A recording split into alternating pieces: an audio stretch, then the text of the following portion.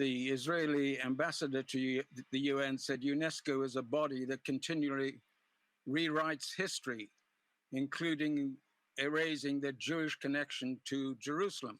I mean, if that's not a conspiracy, a real conspiracy, then it needs some analysis. Could you tell us exactly what the relationship is now with UNESCO, and has this disinformation been clarified before this agreement was made?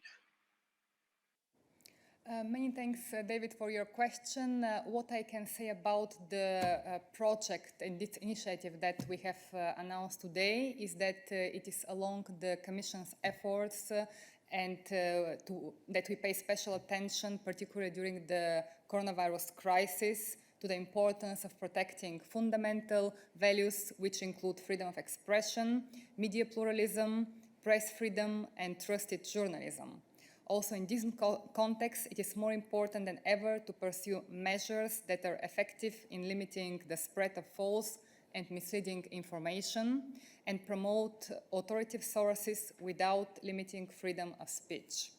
So this is what I can say about this concrete project. And related to your question regarding further aspects related to the US and Israel, I don't have any comment at this stage. Thank you very much. Catherine, please, you have the floor. Yeah. Hi. So again, it's on disinformation. According to the OSCE, during the recent presidential elections in Poland, their public broadcaster promoted anti-Semitic theories, often linked to George Soros. Same story in Hungary, and of course, we hear it directly from Viktor Orban on a regular basis. So you ask, how can journalists report on these conspiracy theories?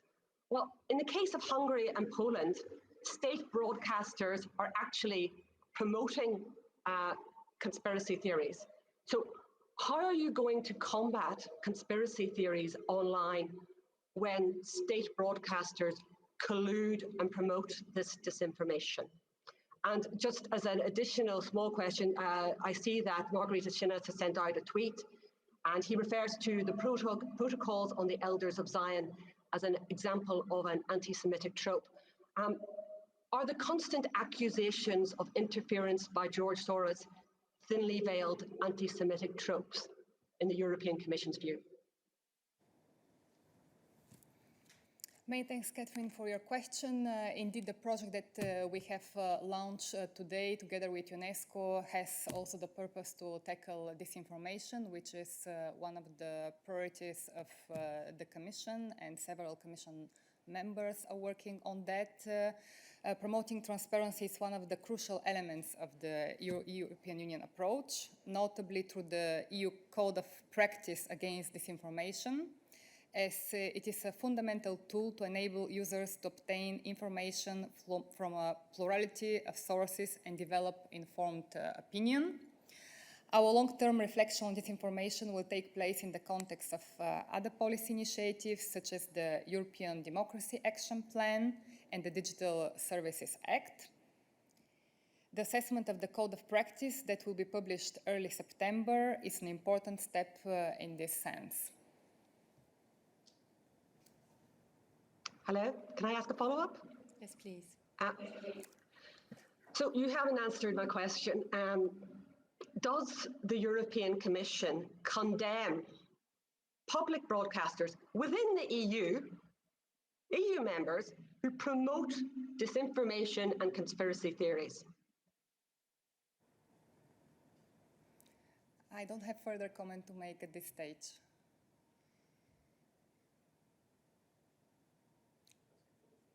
Catherine, please. So that's a no then? It's not a no. I have no comment.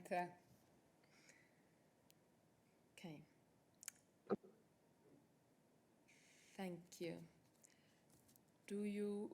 I see that David has his hand up, but Catherine still does. Please, Catherine. Okay. So, no comments. That's not a no. Sorry. you can't take a position. It either is or it isn't. You can't sit on the fence. You can't condemn conspiracy theories and disinformation and continue to sit on the fence on this one. It's not an acceptable option.